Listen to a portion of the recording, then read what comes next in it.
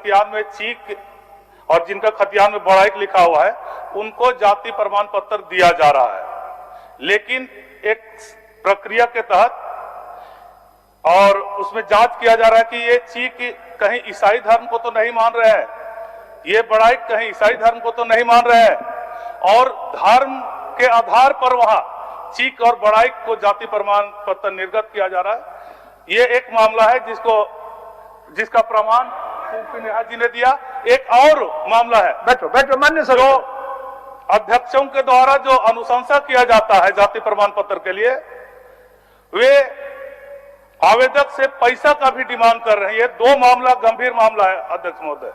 चलिए विनोद जी का क्या है, वो भी हस्ताक्षर है। विनोद जी पूछ लीजिए, आप भी पूछ लीजिए। अध्यक्ष महोदय, सरकार ने सैद्धांतिक रूप से जवाब दिया और सैद्धांतिक रूप से सही कहा है कि भाई अनुसूचित जनजातियों की जो सूची है उस सूची में जो नाम है उसके अनुसार ही सरकार नोटिफिकेशन जारी करती है 1956 में, और उस अनुसार हो रहा है।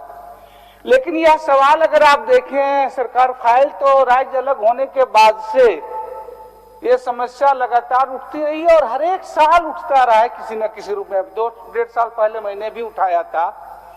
सवाल है कि मूल समस्या को समझा जाए। चीक बड़ाइक सरकार के द्वारा अधिसूचित है। जब बना चीक बड़ाइक जो है, जो 1908 का खतियान था, उस समूह के लोग जो है उनका नाम चीक बड़ाइक जो है वो रहता था। लेकिन जब 32 में एक धीरे धीरे कालक्रम में जाहिर सी बात है कि जब टाइटल बदलते रहते हैं, अब देखिएगा अलग अलग समूहों के आज के दौर में टाइटल नाम से जो है वो आपको पहचान जो है मुश्किल नहीं होती है। अब वो भ्रंश काल में हुआ, कुछ लोगों ने बाद में वो कोई चीक लिखना शुरू किया नाम में, कुछ लोगों ने सिर्फ शॉर्ट करके बड़ाइक लिखना शुरू किया।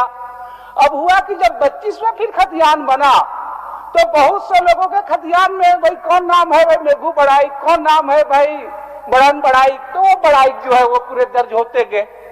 लेकिन दर्जनों ऐसे उदाहरण है हमारे पास, 10 पेज पूरे खतियान की कॉपी है कि एक ही परिवार का, एक ही वंशज का 1908 के खतियान में उनका चीक बड़ाइक है, 32 में हो गया बड़ाइक, उसी का दूसरे वंशज का हो गया चीक बड़ाइक। तो ये मामला है सिर्फ अपभ्रंश का, एक प्रोनाउंसिएशन में जाते हुए कालक्रम में जो है वो बड़ाइक हो गया। लेकिन ये लोग वही हैं, वो कोई अलग नहीं है, एक ही समूह से है, एक ही वंश से है। और अगर बड़ाइक, पहले सवाल यह भारत सरकार क्या है, राज्य सरकार ये मानती है कि नहीं? अगर नहीं मानती तो राज्य सरकार बताए ना कि आज बड़ाइक किस श्रेणी में है। वो ओबीसी भी नहीं है, वो एससी भी नहीं है, क्योंकि उनको ओबीसी का भी प्रमाण पत्र नहीं मिलेगा, उनको एससी भी प्रमाण मिलेगा। अब चूंकि उस दौर में राज्य अलग के होने से पहले लोगों में चेतना कम थी, कोई नौकरियों का ये सब सारी चीजें जो चीजें चल रही इसका लाभ नहीं है। राज्य अलग हुआ तो जाहिर सी बात है इस आधार पर लोगों की लाभ लेने की जो उनका अधिकार है वो बढ़ी, और तब ये परेशानियां ज्यादा सबब आ रही है। तो सरकार अगर इसे मान रही है तो सरकार तो रिकमेंड करे, भारत सरकार तो तब करेगी पूरे एक अध्ययन में। आपने कहा जब आप मान रहे हैं कि ये शैली है तो आपको एक सुधार के लिए भेजना पड़ेगा। ठीक हो गया कि चीक बड़ाइक ही नहीं, बड़ाइक भी जो है उसी के हैं, और बड़ाइक को ही ये करते हुए आपको मूल प्रश्न करता। अध्यक्ष महोदय, मंत्री जी का जो जवाब, मूल को एक ही जाति एक ही समूह के होने से सरकार पहले माने, भारत सरकार की तो बाद की बात है, राज्य सरकार माने, और राज्य सरकार मानेगी तो इस कमेटी से हम सारे लोग नहीं जानते हैं, वो बकायदा उस जनजातीय मानव शास्त्रीय अध्ययन करने वाले लोगों की एक रिपोर्ट होगी, उनकी रिपोर्ट भेजनी पड़ेगी, उनकी एक कमेटी गठित बना के करनी होगी। हमारे और इनके रिपोर्ट से भारत सरकार में नहीं होने जा रही है। और इसलिए मैंने कहा कि आप चाहे तो दे सकते हैं, 1 दर्जन से एक ही व्यक्ति है, देखिए तो बात आ गया, वो बात आ गया, बाद में बड़ाई को अब कमेटी उदाहरण है, एक ही खानदान का है। माननीय मंत्री जी अंतिम में बता दीजिए, अंतिम में बोल दीजिए।